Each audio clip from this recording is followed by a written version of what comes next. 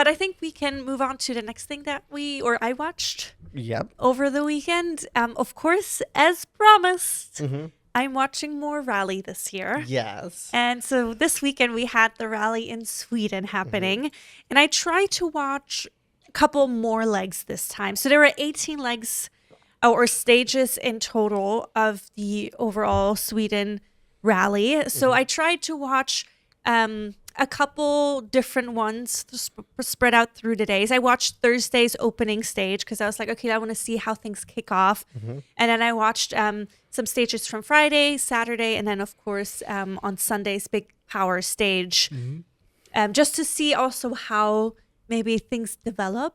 Because in Sweden, it's the only rally that's fully on snow and ice. Yeah. And it was gorgeous looking. I mean, they didn't have a lot of fresh snow, so it was mostly ice because they also watered the tracks overnight, or not tracks, but like the road. So it was, which also actually it was something that worked in their favor, which I didn't realize because they used the wheels with the spikes on it.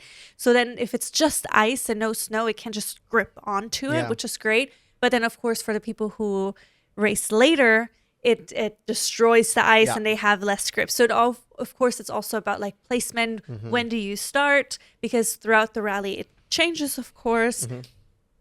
So it was so fascinating to watch, and I'm so glad I watched it. Of course, we had Solberg, he's hometown hero, Swedish guy who won the opening rally in Monte Carlo this year. He is a rookie, but he was coming into it as maybe for the first time in I think 30 years, the Swedish guy can win the Swedish rally, which was big hopes. So opening stage, he did excellent. But then Evans, the Welsh, well, he's Welsh, okay. but yes. Under the British flag. Correct. He won last year, and he had won previously, and before that in 2020, I believe, once as well in Sweden. So he was coming in definitely also as a favorite.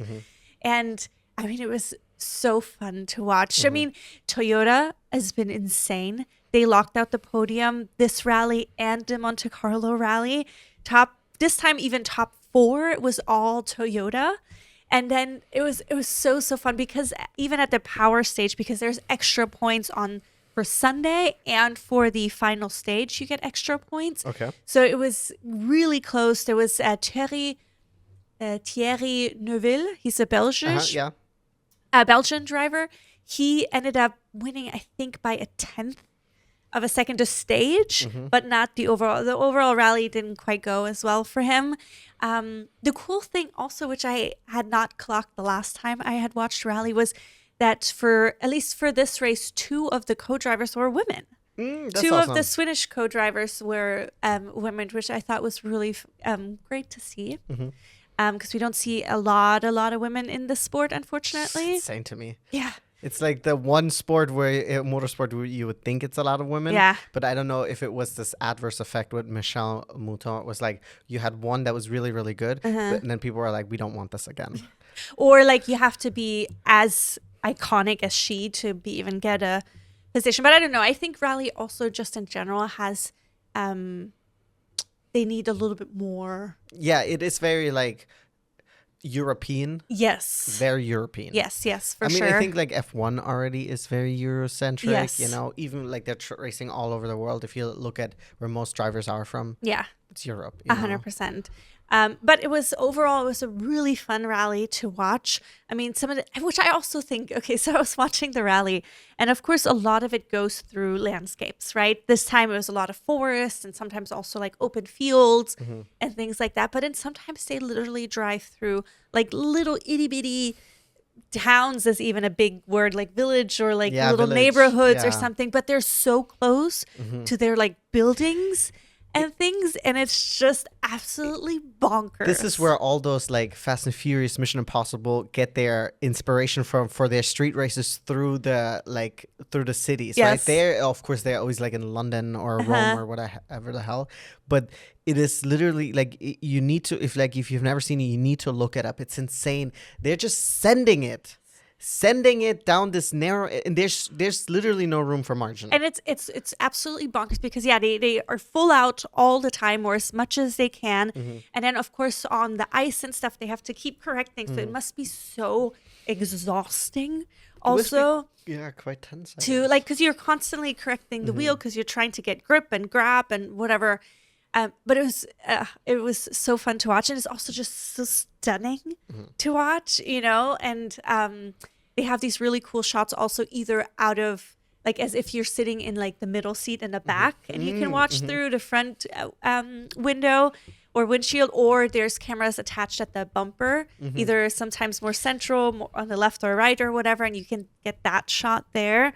And I mean, you can also, it was so cold. It was like minus 24 degrees at times Celsius. So it's like really, really freezing cold. Yeah. And people were there in the forest, in the middle of the deep Swedes, snow, cheering them on. They're in their shorts out there. They're like, this is hot for us. Oh my gosh. It was so, so good. Yeah, that's awesome. Evans ended up winning the overall rally. He's also currently leading the overall rally championship, but he's not impressed by it because he's like, it's the second, it's the second rally. It's a long season ahead. It's a really long season ahead because there's 14 rallies in total. Yeah. Next one is coming up. And it spans throughout the whole year. Yes, yeah. So the next one is coming up in a month. Is that? They're heading to Kenya. Yes, Kenya is so gorgeous. I'm so excited to watch it. Yeah. So literally in a month from now, they're going to be heading there. And it's going to be interesting because different drivers, of course, have different... they're better on different types of surfaces, of course. It's also so interesting. You come from this like ice white world to like this luscious green and browns in Kenya. Very cool how they're switching it up. Yeah, so I'm really excited to see it. And I'm glad I ended up watching it and also watching different legs because it's just really interesting because anything can happen. You make one mistake and you go into a snowbank here or off the track or whatever. You can damage your car, whatnot. So it's really interesting, but it's also interesting to see just the difference compared to like Dakar is the only other rally that I can compare it to. And these rally stages, the legs are just so much shorter, of course. To be fair, like Dakar rally is rally raid. It's not, No, of course. But I'm saying like this is the only thing that I can kind of compare it to. So it's really interesting similarities and also the differences. But I'm really excited to continue watching it this season. I'm glad I'm on the ball on it right now. Yes. So we'll definitely see. But there's one more thing that I watched this weekend and that's Supercross. Yeah.